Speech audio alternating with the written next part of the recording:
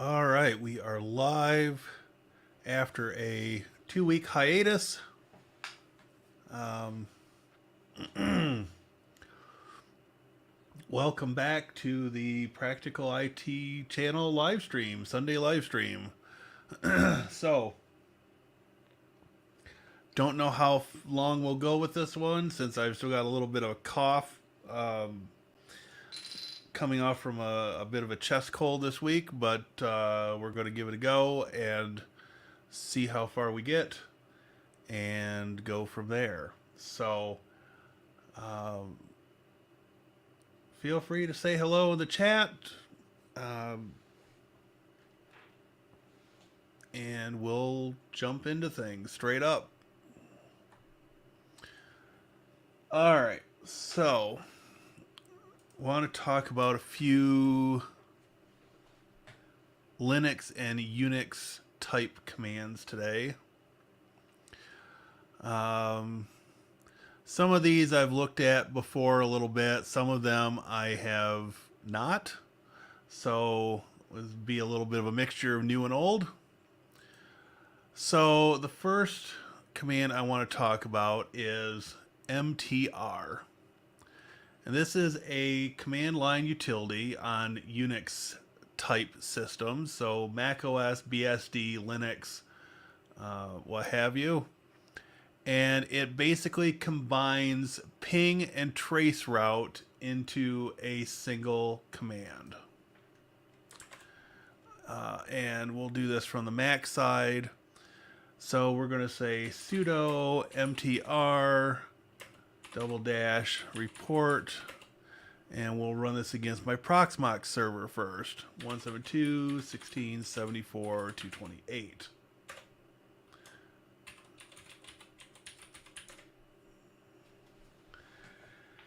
And in a moment, this will spit back a small report. Obviously, there's not going to be much to this since it's on the local network, but it does its series of tests, and then it comes back with the results. So again, this is combining ping and trace route. So we could also do, for instance, google.com.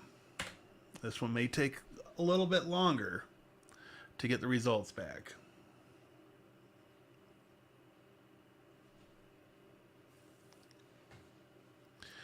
While we're waiting for our results, I should mention that there is a Windows version, but it is GUI only.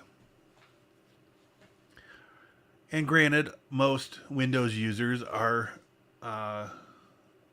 GUI only unless you're a professional Windows user. And then you may understand and harness the powers of the command line. And that's great. So, as you can see, there are no losses between me and Google.com. Now, some of these, I ran this morning. I think Microsoft had some hops that were 100% loss when I did this. So we'll see if that has straightened itself out.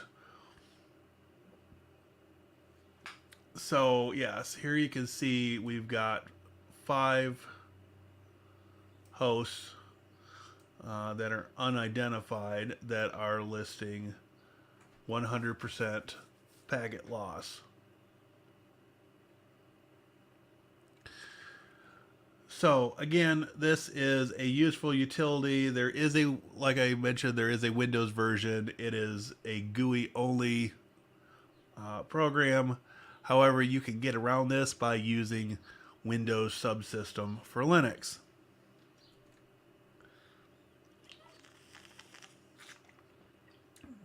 So, before we move to the next command, let's take a look and see which of the usual suspects has shown up today.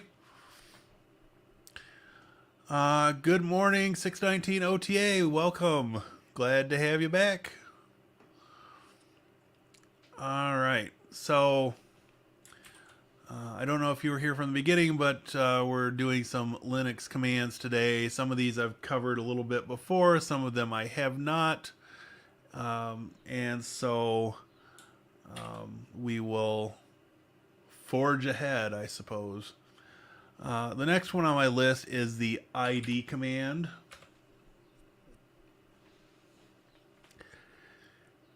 And so this is not a command I use every day. But this is a great command to know about if you are going to venture into running Docker containers, because many times you'll need to know the ID, the user ID, and the process ID, and group ID potentially of the user that you're going to use to run in Docker, or to run Docker commands with. The ID command spits back your user ID, your group ID, and a few other pieces of information that are useful. So, again, not something you're going to necessarily use every day, but a good command to know about, something to have in your arsenal of tools. So another command that I don't even think of, I just use, is muscle memory from 25 odd years of using Linux and Unix systems, is the clear command. However, let's get something back up on the screen here, just for the sake of argument. I don't normally type clear because it's too many letters to type, right? And everything in Unix and Linux systems, when it comes to commands, it's about making things as short as possible. So the shortcut key is Control L. And ironically enough, Microsoft has also adopted this to clear the screen in PowerShell, and it may actually have extended to the traditional command line as well. I suppose we can fire up the Windows system just to verify this.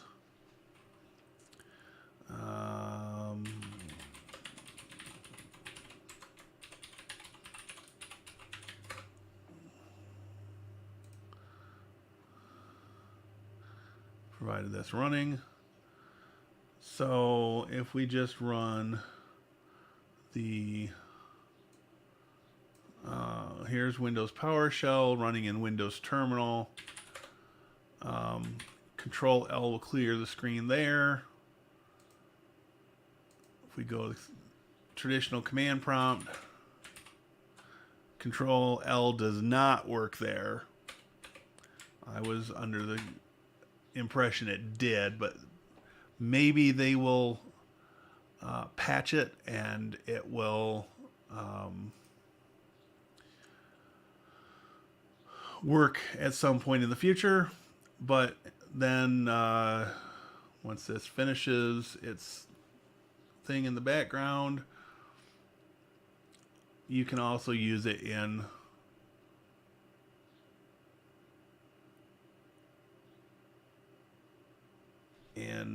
WSL.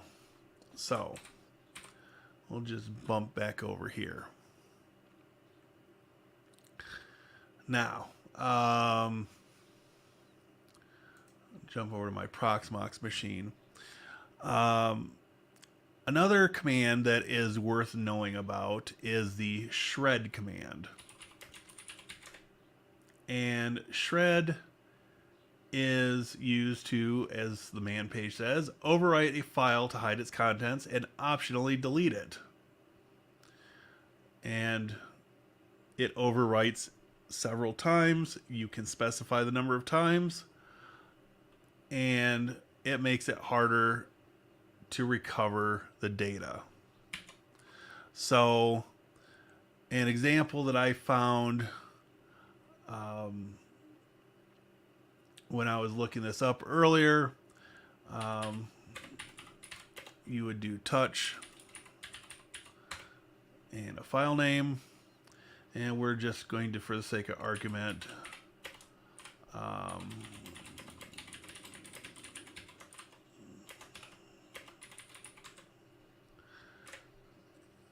we'll put some text in the file. We can see that the text is in fact there. And then we could say shred -zuv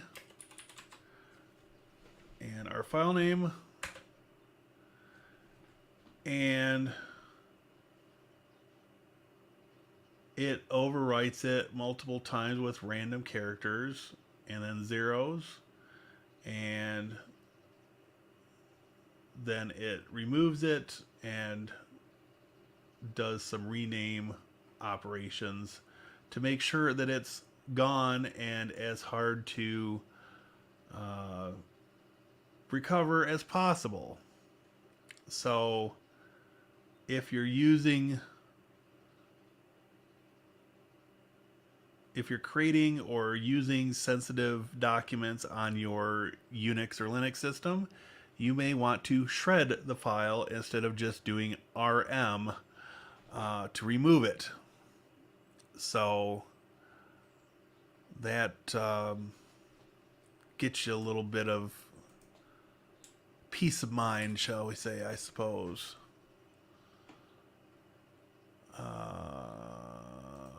Linux Noob, loving the series. Great. I'm glad to hear it. I'm actually kind of enjoying going through these, and yes, I'm going to overlap some of the commands. I admit part of that is just to reinforce the commands. The whole repetition for learning type of situation. TBJ, welcome. Glad to have you here. All right. So let's see what else we've got left. I didn't put as many of these together for today as I had hoped, so we may have to come up with something sort of on the fly to fill the rest of the JAU, but it's all right. We'll make it work. So the next command I've got on my list, clear my screen, is pstree. And I'm going to pipe this into less just so it doesn't just scroll everything away. And so as you can see, and as implied by the name of the command, it's going to list processes in a tree format. So you can see everything on this first page is stemming from systemd. And we're still, basically everything on the Proxmox system is stemming from systemd as a launch point. So pstree is not on Mac OS. I'm not sure if it's available. Oh, check that out. It is in fact available in Homebrew.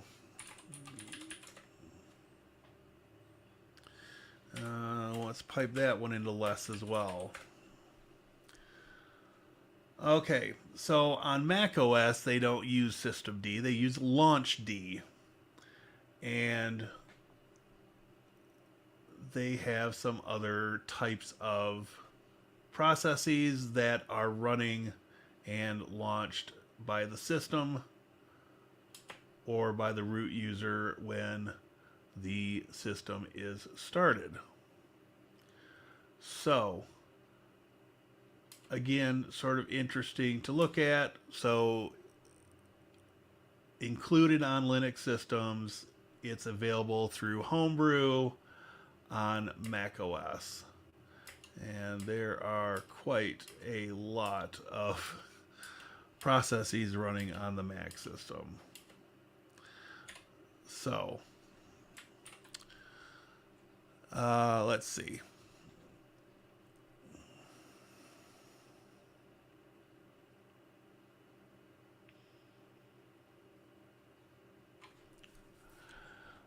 LSOF, which is list of open files or list open files. And so this will tell you, should have piped this into less as well. Excuse me. Someday we'll get to the top of this list. Okay, that's not gonna do it that way. So you get the command that's running, the process ID, the user that started it. Not sure what the FD title line is. Type, device, your size, and your node name, and that's the information that you get in these columns. Now, something like this, especially since I've enlarged the text, so hopefully people can read it to some degree. It is a little skewed so that the text can be larger.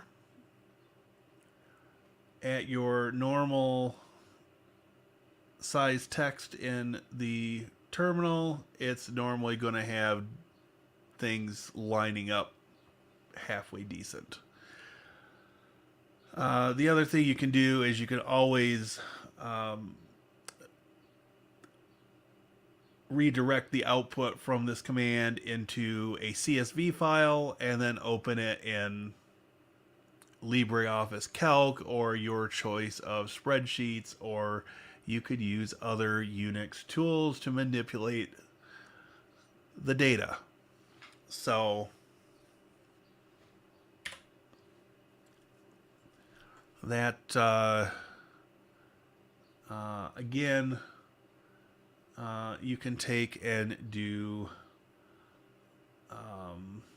let's see, I don't know, what do we want to do? LSOF, and then we're going to do grep. Let's just do MB.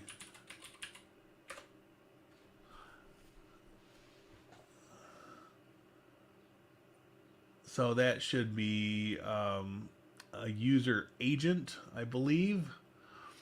I believe that is just truncated, but it does in fact limit it to just the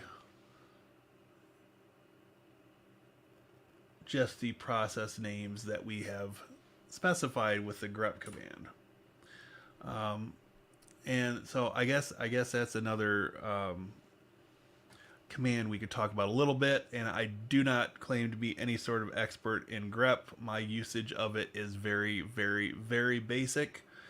But usually my case comes into play when I've got a large amount of data that will be generated by a command, and I use grep as a filter for a text string.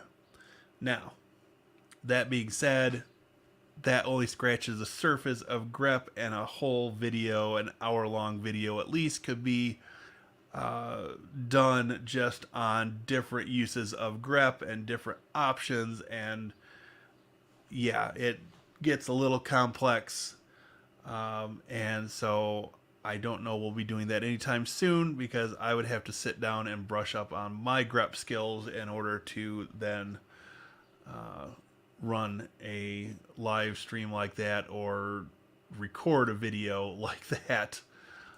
But that may come in the future. You know, there's something to be said for going a little bit more in depth in some of these commands.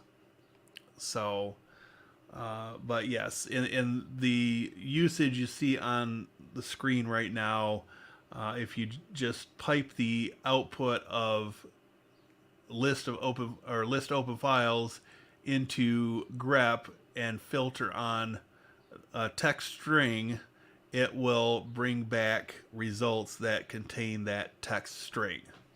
And that's probably one of the most basic uses of grep you can have. So let's jump back to chat and see what else we've got.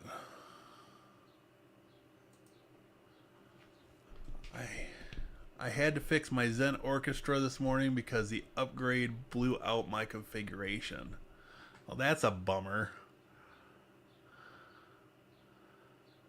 I guess I didn't use Zen Orchestra long enough to run into that kind of an issue, but yeah, that's an issue that hopefully they address. One thing I have always wanted to know is how to find a line inside a configuration file and replace it without having to go inside and manually do it.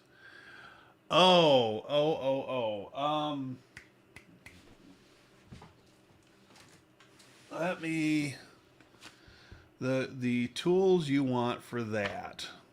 I can I can tell you I've got not necessarily the book I'd want here next to me, but it is somewhat useful. Let me see. Page 150 and 151. See if this is what we really want. Okay. This is a good comment, Jay. So 150 and 151.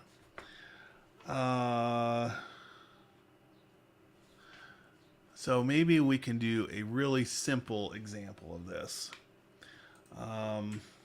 So if we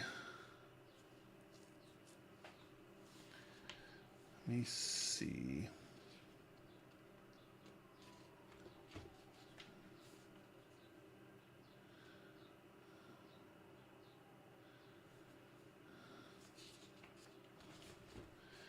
Okay, so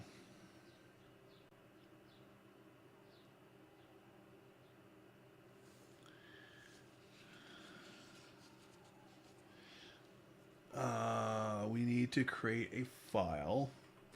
We're going to use Nano because I don't feel like dealing with VI today. We're going to call this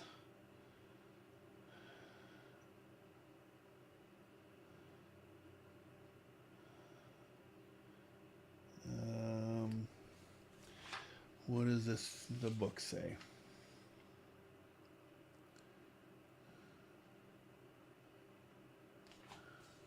This has us doing cat more stuff. Okay. Let's see.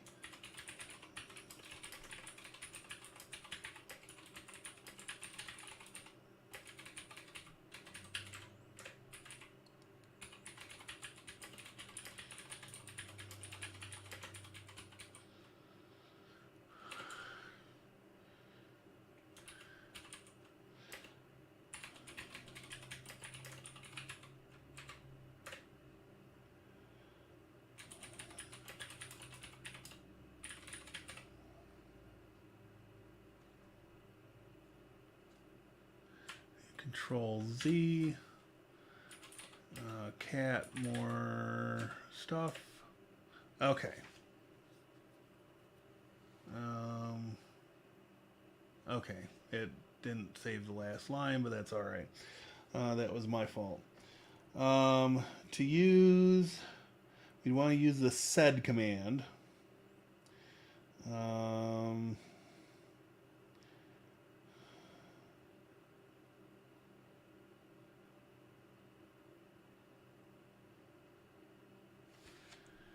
let's see.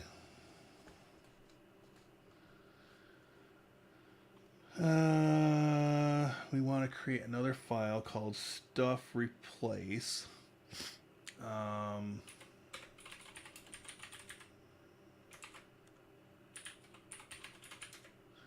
and we're going to do s/Unix/Linux. And then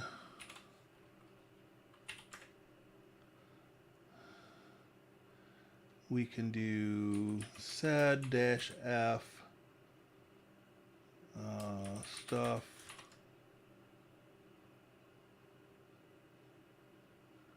replace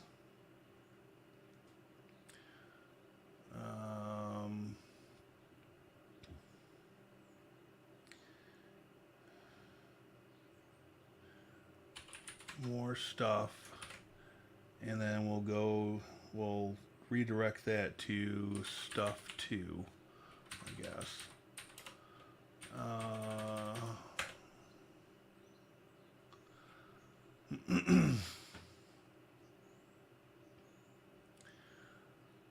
Okay, and of course that threw an error. So yeah, it's been a bunch of years since I've used sed to do this kind of operation, but you can in fact do what you're talking about in multiple ways. Shame on me for trying to do a live demo without having reviewed this kind of stuff first, but yeah.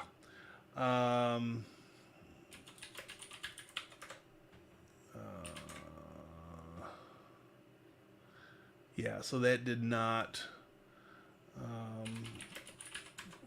more stuff.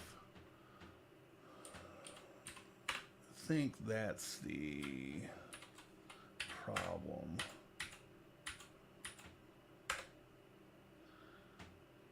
Unescape new line.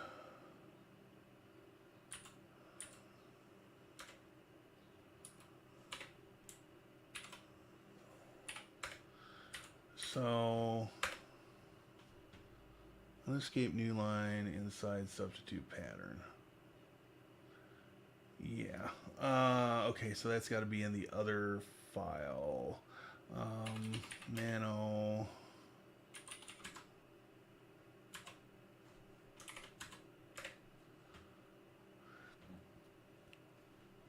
And I wonder if that needs a trailing slash.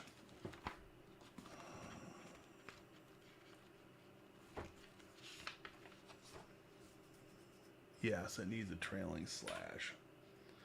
That's my issue.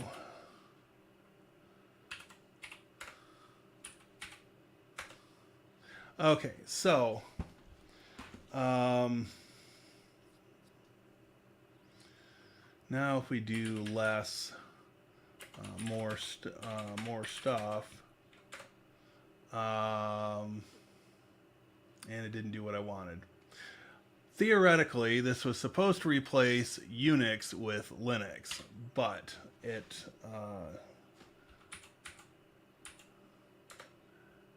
did not do that. So, anyway, the sed command, the stream editor, can do what you're talking about. It can replace a line or replace a word even inside a configuration file with something else. So the other command is awk, which is it's a pattern directed scanning and processing language. So this is more writing a short program, or I mean even a one-liner. You can do that. Um, so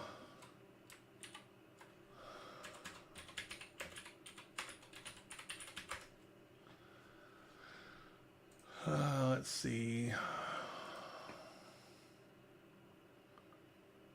Okay, so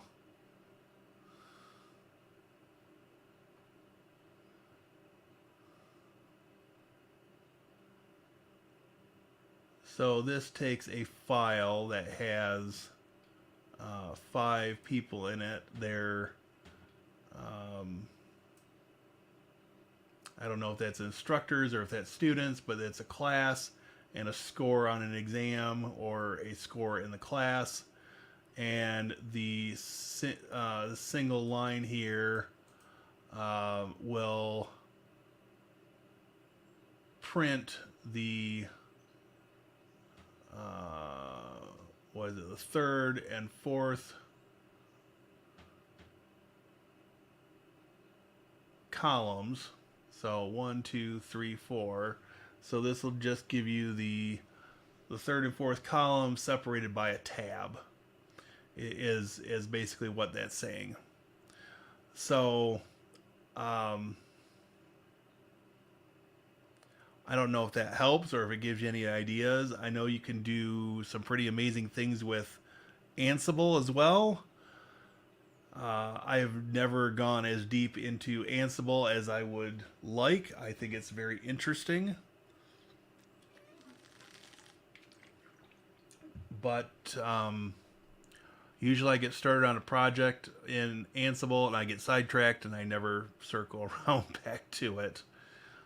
It's not one of those life and death things for my job, so it's not been a high priority. But you can do replacing. You can combine sed and awk. In fact, there's an O'Reilly book called, I believe it's Sed and awk.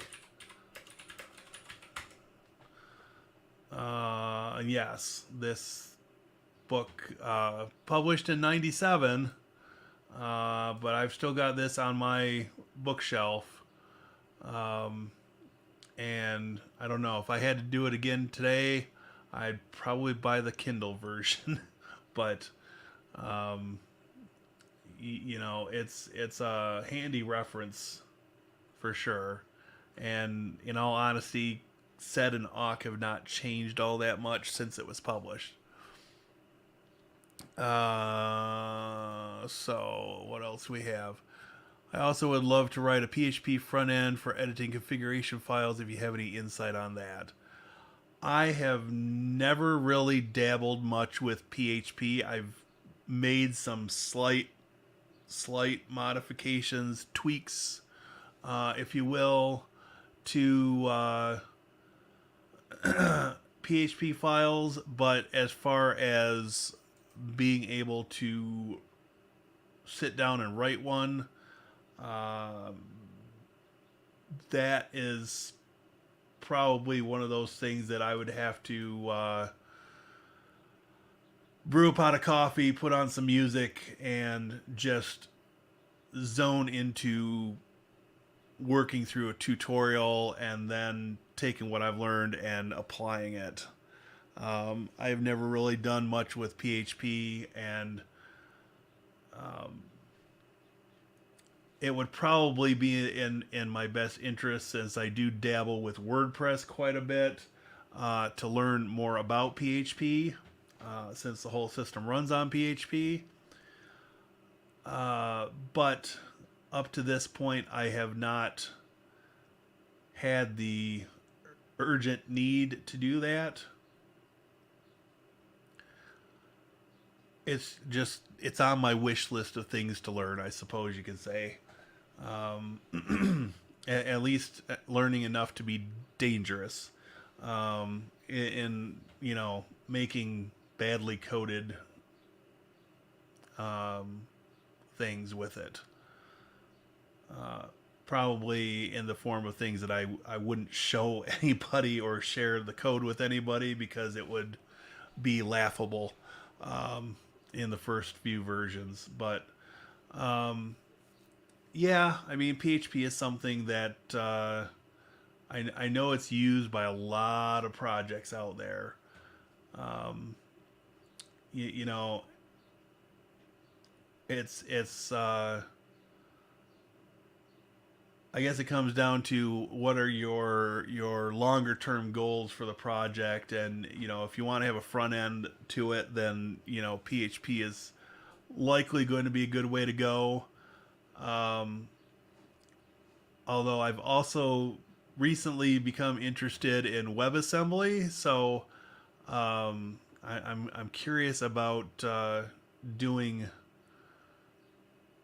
doing programs that I can compile to WebAssembly code and run in the browser, which may make a a good front end for things as well. I'm just That's another rabbit hole I've not gone down. I know that WebAssembly support is becoming more widespread, and I don't see it going away. One of the things that really got me thinking about this was um, going to the Internet Archive. Um,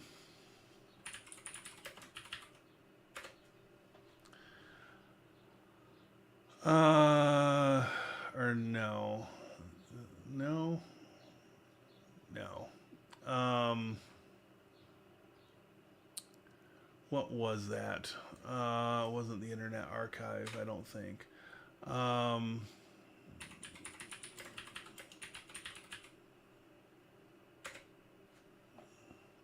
yeah, it was the Internet Archive.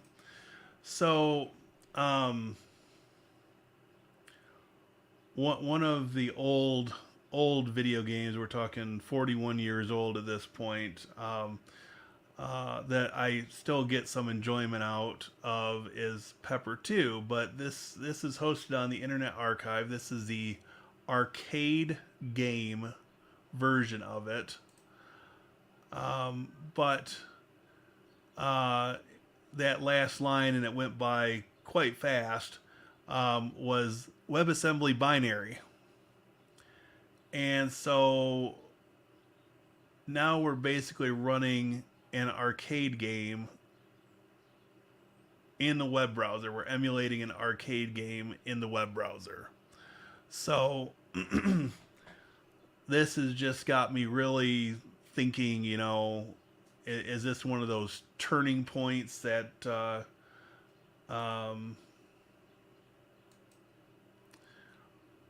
people always talk about?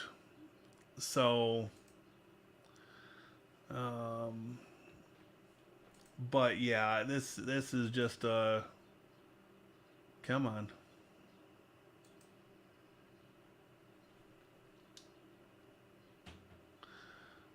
Maybe it's not going to cooperate with me. There we go. Don't know if it'll pick up my controller, and it does. But it's all good. So obviously the controller is not mapped the way I'd want it, but it's still a fun little game to play. And I'm dead again. First time I've tried playing it with that controller, so it is what it is, right? But yeah, pretty amazing things going on with WebAssembly, and my understanding is that there's even going to be a way to compile Python code to WebAssembly. So yeah, this is going to be interesting. Not that I'm I'd call myself a Python programmer. I've, again, dabbled with it. So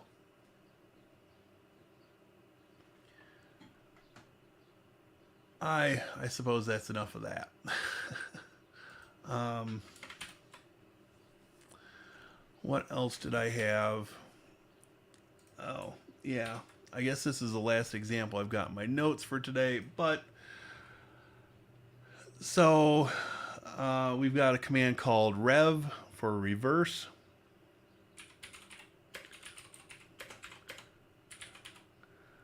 So we're taking the output of the echo command, which would normally just put hello on the next line, and we're piping that into rev, which is going to reverse the string, and you find out what that is backwards.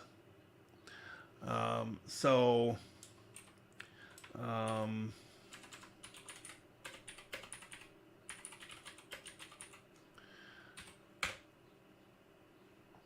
we could take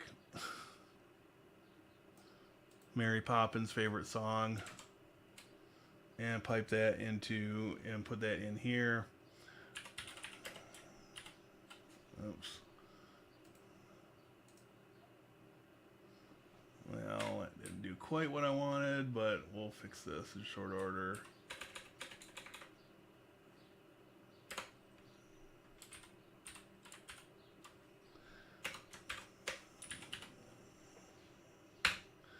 And that's what supercalifragilisticexpialidocious looks like backwards. So, try doing that without errors if you do it manually. If you can do that, you've got more patience than I do. Work smarter, not harder, right? That's a mantra I've tried to live by for a bunch of years now.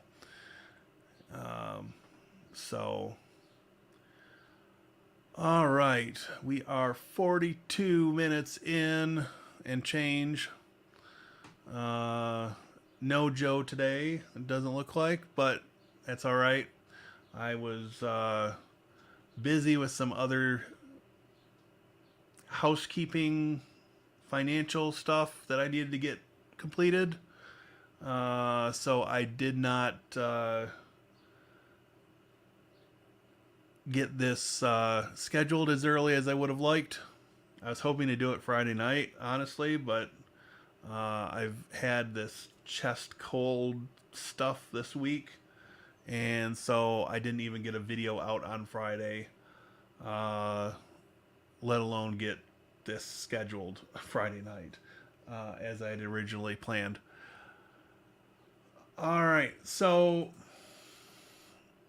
at this point, I know we've just got a couple people in chat, but are there other commands that you want to see? I've got some reference material here with me, but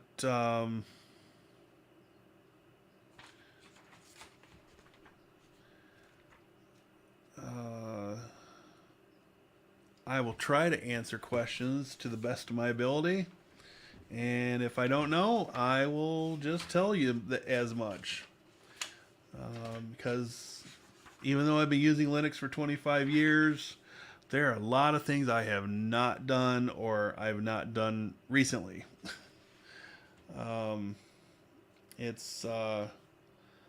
There's a lot to know in Linux or Unix world, and I know enough to know that I don't know a lot of things that are out there and can be done with a Unix or Linux system, but it's all good. So let me switch over. I've got to bring another keyboard and my trackball back. So let's go here. I'm going to make this full screen for myself so I can actually use this a little better. So I've got the latest version of Ubuntu 23.04 running on my Optiplex. You may recognize this from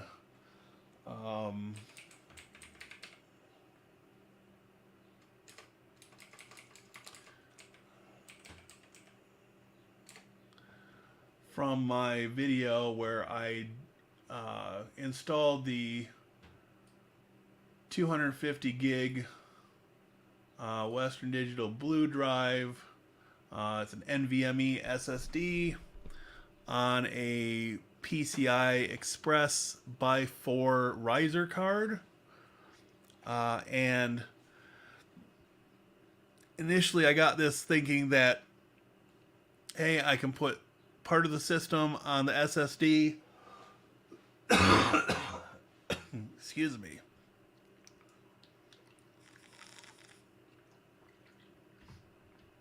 I can put part of the system on the NVMe SSD and, you know, just have the SATA SSD for more bulk storage, right?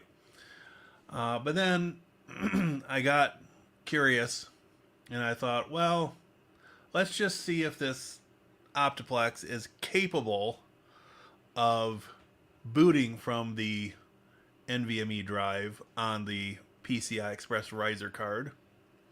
And it was. So I've currently got Ubuntu 23.04 beta, or might be release candidate at this stage, on here. So this is a Dell Optiplex 7040. I've got 24 gigs of RAM in it currently, and it's just using the built-in graphics. And so the disk capacity it's showing is the combination of the two disks. I do not have one 730.2 gigabyte disk. It's the combination of two. As you can see over here, I've got a 250 and a 480 in here.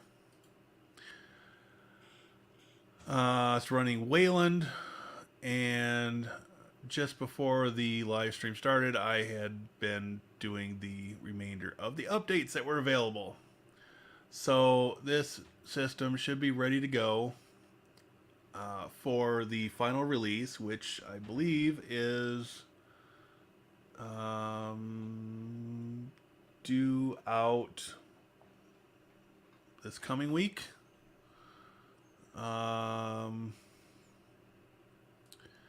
Let's see.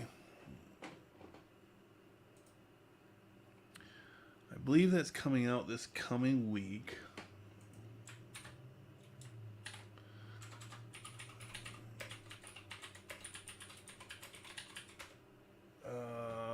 April 20th. So that would be Friday? No. Thursday. 20th is Thursday. So right now I'm up to date. I doubt there are going to be any big changes between what I'm running on the Optiplex currently and what is coming out as the official 23.04 ISO on Thursday. But I am just kind of keeping this installed for the moment, and will probably do a few videos using this machine to come out on or shortly after the release date.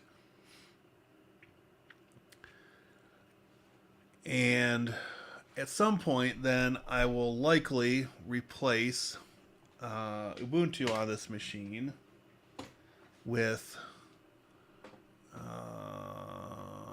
Vanilla OS, which I'm just curious about at this point.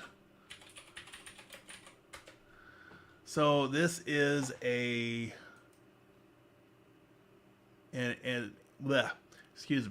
This is an immutable OS based on Ubuntu. It's immutable and atomic. And so they have a focus on sandboxing your apps or running them in containers, which I find rather interesting.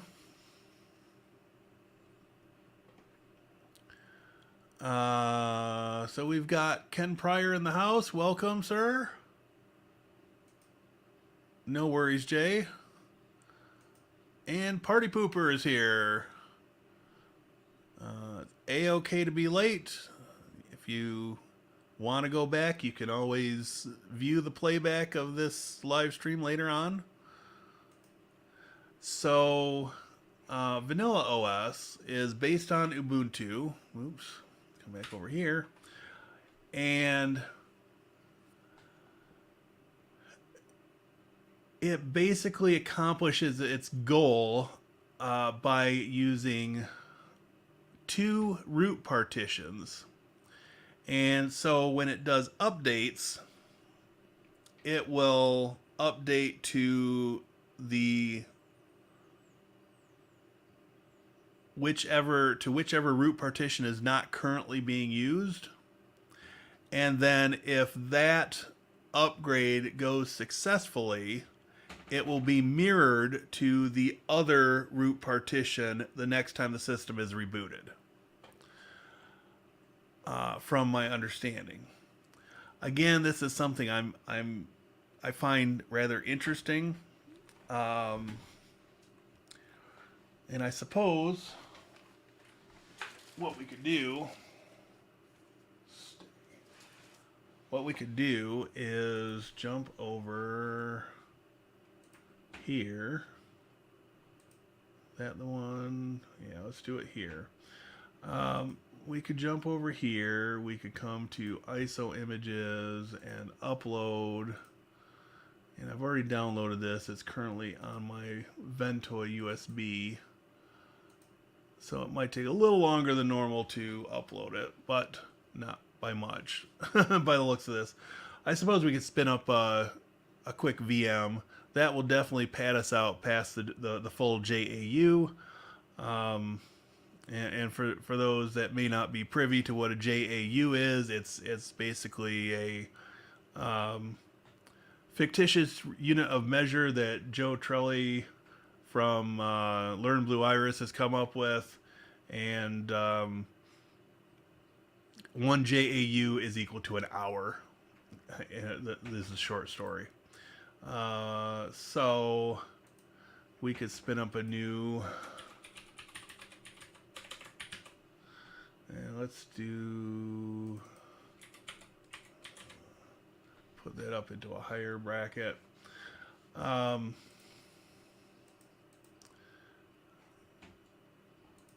So yeah, this is one of those things that should go pretty quick.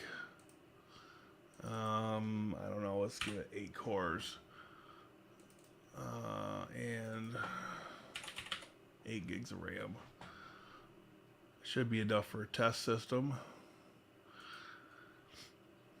So yeah, at some point after the buzz around Ubuntu 23.04 dies down just a little bit, I will probably move the Optiplex over to Vanilla OS and do some videos there, just because this is interesting. They've got their own package manager called Apex. It's just APX, but they pronounce it Apex. And hopefully I didn't go too small on the disk size on this. Okay. Let me check that just to be sure.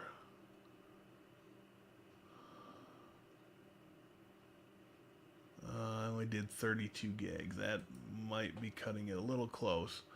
Um, let's try the install. Let's see if it complains at us. So we'll accept some defaults. Obviously that's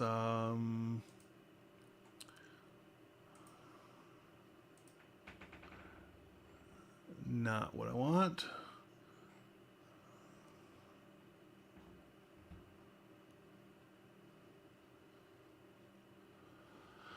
Oh, let's see.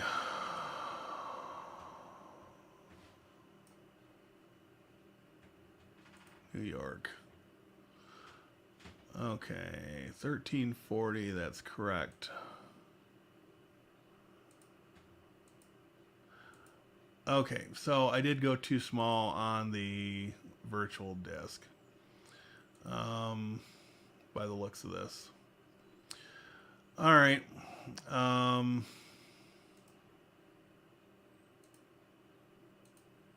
So we'll quit the installer. So part of the reason they call this Vanilla OS is that they're using a vanilla GNOME desktop. And so one thing I guess I am curious to see is what version of GNOME they are on.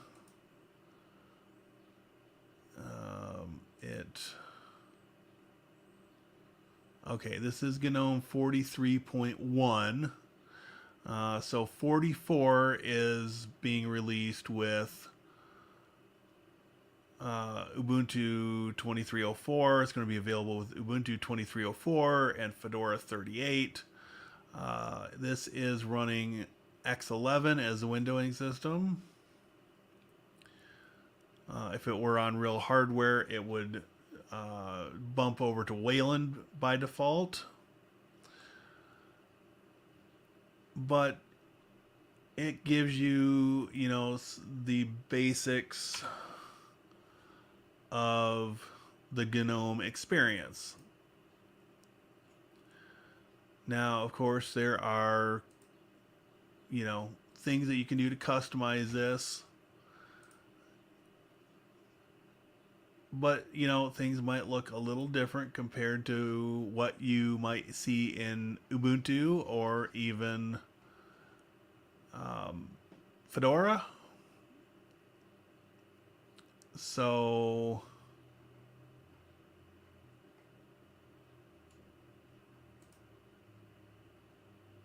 what is that? Wood chips.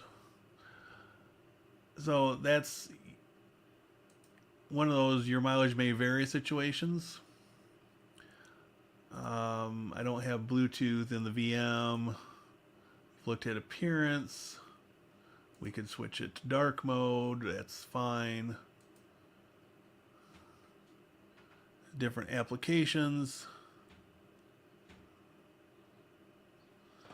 Let's see. Party Pooper says, just this morning I got my second Proxmox system up at home, going to explore clustering. So you're going to want 3 machines for clustering to do it properly. Because Proxmox uses a quorum concept, and you've got to have a majority to have a quorum, and obviously with just 2 machines that can't happen. So you may want to keep them separated until you get a 3rd machine, or if you've got a Raspberry Pi or other single board machine, or, you know, an old Dell Optiplex or something sitting around, you could install that as a machine that just acts as the tiebreaker in the quorum, so to speak. There's a bit of detail there, and I'd have to look at notes and their documentation to go any further than that, but just something that you'll want to think about before you go into setting up the clustering situation. I believe you can set clustering up with 2 nodes, but you're not going to have high availability functions available to you. Again, don't quote me on that. I'm reciting this from memory, and that was on a previous version when I tried this of Proxmox. What is the requirement in 7.4 that has just recently been released? I'm not 100% sure. So that's my 2 cents. Take it for what it's worth.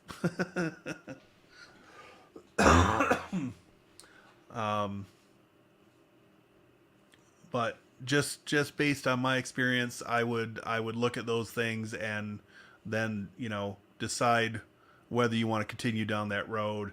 Of course, having good backups on a separate device of some variety, whether it's a NAS or a Proxmox backup server, is recommended. So yeah, this is GNOME 43.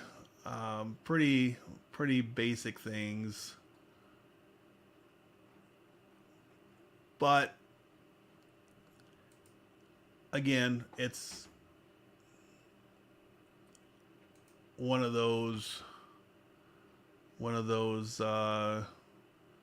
situations where your mileage may vary. For vanilla OS, I'm curious, so like I said, I'll probably install it on the Optiplex. What I may do is dual boot the Optiplex, since I've got 2 bootable drives in there, and keep Ubuntu on the NVMe SSD and put vanilla OS on the SATA SSD, just to have something to play with.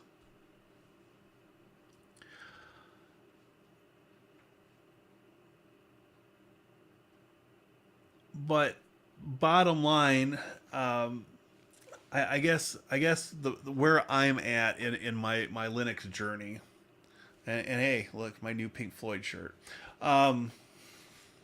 This is supposed to be their 50th anniversary logo. And I got one of these special shirts that it's even got the you won't be able to see it, but the pyramid or prism with the 50 on it. When I ordered this from Liquid Blue, and I'm not sponsored by Liquid Blue in any way, but they make great T-shirts and tie-dyes and all kinds of other craziness that you can get there. So I've been purchasing from them for probably more than 15 years at this point. Yeah. When it comes to alternative operating systems, if you get beyond the Ubuntu, the Fedora, the Red Hat Enterprise Linux, and of course Rocky and Elma, things of that nature. The problem I have with, these derivative OSs is that there are many pieces of software out there that check your OS version in such a fashion that even if an OS is based on Ubuntu or based on Red Hat Enterprise Linux, it may not run because the identity string does not match their list that they've generated for their install script. So instead of checking versions of libraries, instead of checking other ways to determine whether their software will run, they just have a very rudimentary system for making these checks and saying yes or saying F you. because unless you want to start editing install scripts, you're going to have a bad day. So, yes, I've got complaints about Ubuntu. I think anybody that runs it has complaints about Ubuntu. However, to make my life easier, if I'm going to daily drive Linux, and I do for some purposes, I'm going to choose something that is mainstream just because it's increasing the likelihood that a piece of given software will run on it. And one of those, for instance, is the script, the installer script that sets up XRDP. Now, XRDP is not everybody's cup of tea. I'll admit that. I'll be the first to admit that. I've found it very useful. If I can find something better that maybe will even work with Wayland, I'm open to switching. My main reason for using XRDP on a couple of Linux systems is that I can use the Microsoft Remote Desktop software from Mac OS or Linux and be able to connect to it.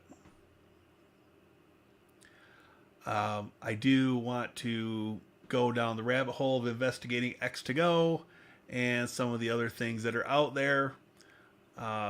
Again, it's on my bucket list of things to do, and I'm slowly checking those things off, but it's a slow process. All right, we'll go for about another 5 or so minutes. Does anybody have any final questions or comments? Whether it be about the commands that we covered earlier, or Vanilla OS, or the release of Ubuntu 2304 on Thursday, this coming Thursday, or Fedora 38 is also coming out on Tuesday. Here's the Phoronix article about that. So that should be rather exciting as well. And I will likely take it for a test drive, at least in a VM, just to see what's what with Fedora. As I've said numerous times previously, I am not the biggest fan of RPM-based systems, probably because that's where I got my start back in 1998, using Red Hat Linux before there was a Red Hat Enterprise Linux.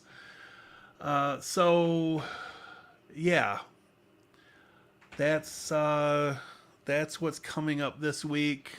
I will likely be putting out some videos covering, Fedora 38 and Ubuntu 2304, and then maybe the following week, or maybe 2 weeks after that, there will be some coverage of Vanilla OS and whatever else might catch my eye on DistroWatch as far as new releases. To me, there's not been anything too exciting lately. So TrueNAS 22.12.2 is out. Blah blah blah. 4M Linux. The BSDs, OpenBSD. Yes, I thought there was a free BSD release somewhere in here as well too. I could be wrong on that. Oh, yeah, right there. 13.2, FreeBSD 13.2. So who knows? I might take a walk on the wild side and uh, dive into some BSD stuff as well. Just to say that I did, I suppose. And yeah. All right. So it doesn't look like there are any further questions. So I'm going to go ahead and wrap this up. My throat's getting a little dry. Excuse me. And just want to say thank you to everybody that came out. Hopefully, starting this next week, I'll be able to hit my Monday, Wednesday, Friday, Sunday release schedule on the nose. Hopefully, this cough is about at its end and things will start to look upwards for me. So, on that note, thank you all for coming out. I appreciate you. And spread the word. If you've got anybody in your life that wants to know more about Linux and Unix and IoT and different things like that, I do want to get back into my IoT stuff this year. I took down my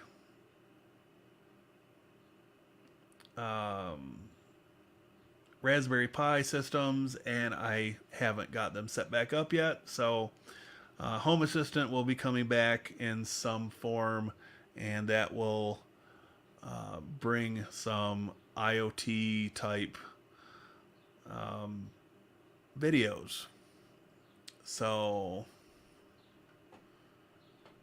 oh, Richard, thank you for coming in. All right. On that note, thank you everybody once again. Have a great day. I'll see you in the next video.